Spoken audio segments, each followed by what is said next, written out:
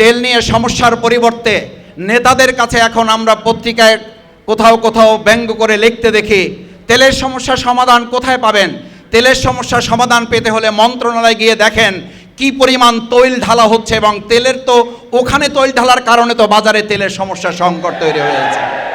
আজকে সরকারের মধ্যে এরকম তৈল ঢালার যদি প্রতিযোগিতা তৈরি হয়, ভালো করে মনে রাখতে হবে জনৈক এক সাংবাদিকের তৈল ঢালার কারণে শেখ হাসিনার পতনের ঘণ্টা বেজে গিয়েছিল। আপনারা তৈল সমস্যার সমাধানের পরিবর্তে বলছেন তেলের কোনো সংকট নাই, অথচ আমরা লক্ষ্য করছি আপনাদের এই প্রতিনিধিরা তেল ন্যাপে বিক্ষোভ প্রকাশ করছেন, ক্ষুব্ধ প্রতিক্রিয়া ব্যক্ত করছেন। পুলিশ প্রশাসনেরা গাড়ি ঠেলে নিয়ে যাচ্ছেন, তেল পাচ্ছেন না। প্রভাবশালী আপনাদেরই কতিপয় লোকেরা ডিলারশিপ নিয়ে তেল যতটুকু বাজারে যায় সেটাও প্রভাবশালী সরকারি দলের লোকেরা অতিরিক্ত মুনাফা লাভের আশায় কারসাজি করে, মজুতদারি করে, কালোবাজারির মাধ্যমে আমাদের সাধারণ ক্রেতাদেরকে যে কষ্ট দিচ্ছেন, নিয়ন্ত্রণ করতে ব্যর্থ হয়েছেন। তেলের স্বাধীনতাও আজকে আপনারা দিতে সম্পূর্ণ ব্যর্থ হয়েছেন। আমরা যখন 2006 সালে 28শে অক্টোবরের কথা বলি, আমরা যখন 13 সালের কথা বলি, আমরা যখন 24-এর কথা বলি, তখন আমাদের মহান জাতীয় সংসদে কারো কারো মুখে শুনতে হয় এটি আবেগের ব্যাপার, এটি বাস্তবতার সাথে মিল খায় না। আমরা একটা কথা পরিষ্কার বলি, যারা এই সমস্ত বিষয়গুলোকে আবেগ বলে শুধুমাত্র নিজেদেরা ধারণ করেন, বাস্তবের সাথে মিল রাখতে চান না, আপনাদেরও মনে রাখতে হবে বাস্তবের সাথে মিল না রাখলে আপনারা এখন বাংলাদেশে থাকার কথা না, বাংলাদেশের বাইরে বিভিন্ন স্থানে আপনাদের এখন অবস্থান করার কথা ছিল। আমরা যখন তাদের মুখে শুনতে পাই আমাদের খুব আশ্চর্য লাগে। স্বরাষ্ট্রমন্ত্রীর কথা বলে আইনমন্ত্রী, আইনমন্ত্রীর কথা বলে স্বরাষ্ট্রমন্ত্রী, স্বাস্থ্যমন্ত্রীর কথা বলে অর্থমন্ত্রী, অর্থমন্ত্রীর কথা বলে শিক্ষামন্ত্রী।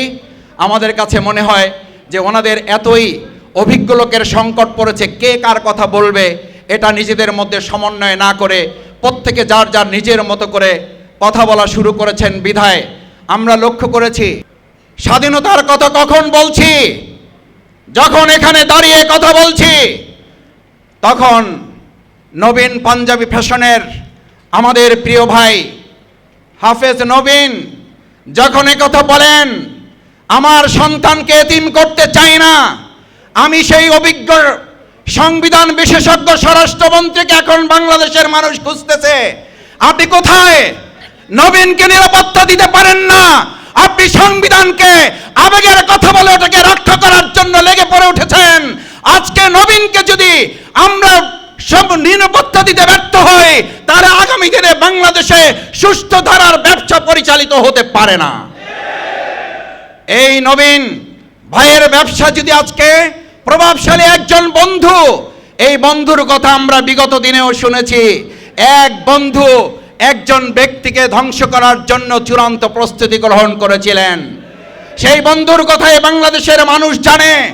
আমি বর্তমান মাননীয় প্রধানমন্ত্রী তাকে পরিষ্কার একটা বার্তা দিতে চাই, বন্ধুত্বের এরকম পরিচয় কিন্তু সেই সময় আপনার সর্বনাশ হয়েছিল।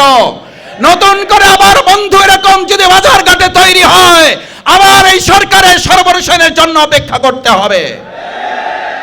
আমরা তেলের সংকট সমাধান করতে পারছি না। আমরা যোগাযোগ সড়ক ব্যবস্থার মাধ্যমে শুনতে পাই ইতিহাসে নাকি সর্বোচ্চ শান্তি, সুখ এবং নিরবচ্ছিন্ন যোগাযোগ ব্যবস্থায় এবার আমাদের ঈদ যাত্রা পালিত হয়েছে।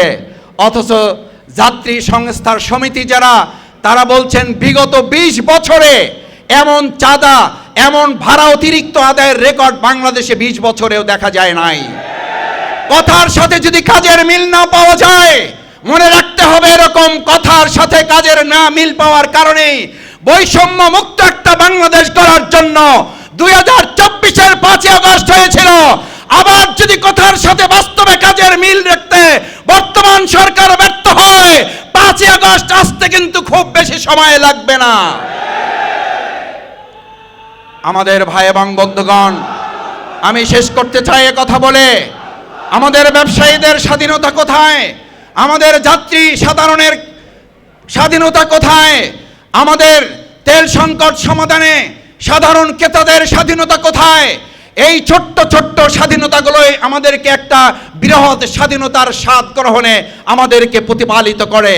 আমি বিশেষভাবে আহ্বান জানাতে চাই, যদি আমরা জুলাই সনদকে উপেক্ষা করি, জুলাই সনদকে পাশ কাটিয়ে সংস্কার পরিষদের শপথ গ্রহণ করার যদি সময় না থাকে, আমরা আজকে সংবিধান বিশেষজ্ঞের কাছ থেকে শুনি যে আমাদের সময় নাই, সংস্কার পরিষদ এগুলো নিয়ে পরে আলোচনা হবে।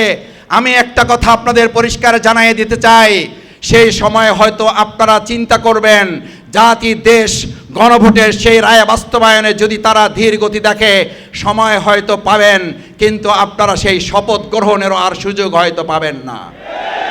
তাই আমি চাই দেশবাসীর সাথে সুর মিলিয়ে আগামী 29 তারিখ জাতীয় সংসদ হবে।